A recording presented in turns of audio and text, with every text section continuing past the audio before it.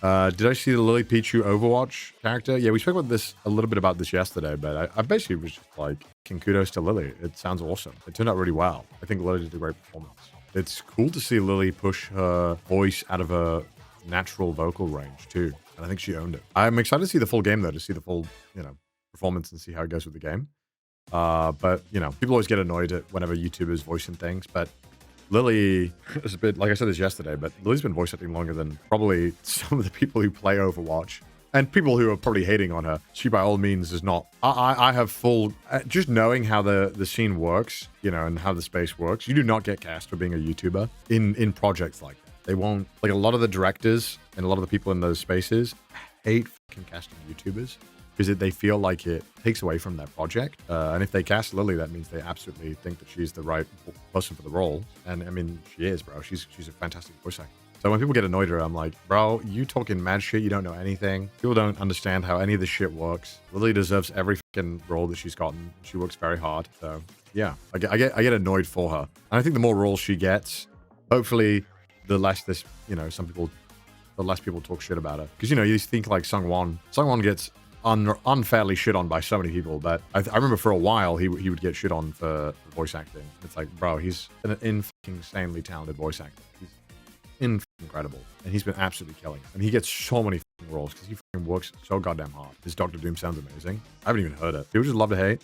Yeah, and like I guess it's the voice acting scene has changed a lot too. When I was growing up, it was a lot of actors who had just kind of fallen into voice acting one way or another. I'm thinking of J. Michael Tatum, who was an actor, before he became a successful voice actor. But, now most people who do voice acting come into it because they are fans of the properties, they're fans of anime. And nearly everyone is fans of the scene in some aspect, and that's how they've gotten into it. And like I mentioned on some other things, most of the time, voice acting in and of itself isn't enough, doesn't pay enough for you to make a comfortable living off of it unless you're an extremely well-booked talent. Mainly because, as we mentioned before, you have to audition quite a lot. You have to audition for so many things, and oftentimes you only get cast for 1 in 40, I think, is the average. So you're spending all this work that you're not getting cast, and you finally get cast, and maybe for something like Overwatch and video games, like Baldur's Gate, you would be doing enough sessions to make more than enough money if you're assuming that the base pay is $250 an hour.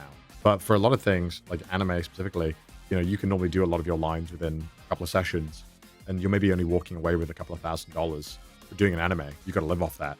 Presumably you live in somewhere like LA. If you're only making $5,000 a month, you're not making enough to live. So yeah, and then on top of that, you have to do a bunch of networking. You have to do all this stuff, and it's like it's not an enviable position. So to have to be successful in this is really, really difficult. Yeah, a season pays for like a month of rent. Yeah, so when you think about it, you're like, oh wow, I got cast in this role. That's amazing. But you're like, the reality of it is that, oh wow, this only pays my rent for 1 month. But you get to do a really fucking cool job that people are really envious of, but you have to work really, really hard. Point being, people who get into this are very passionate about it and care a lot about it.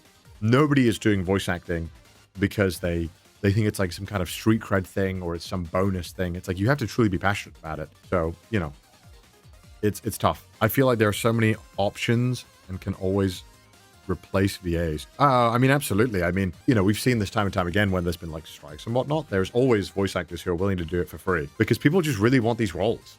Like being a character in, a 5-star or the new main character in a game that's beloved is so sought after that people are willing to do it for free because they know that they could leverage that into other roles or they could leverage it into convention appearances, which will pay more than the character.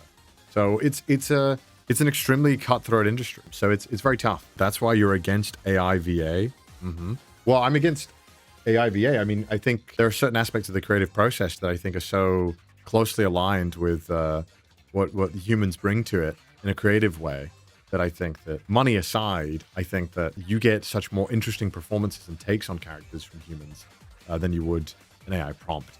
And we see a lot of this times where sometimes the director will have a voice in mind they're looking for, but they hear another take from a person that really kind of shakes it up and becomes an iconic voice in a sense. And it's a creative process, right? So I think, okay, get the clanker to organize the spreadsheet, but I think in terms of a creative aspect, it's really important to have that human input. So that's why against it generally. And it's also like there is no shortage of people that are willing to do it.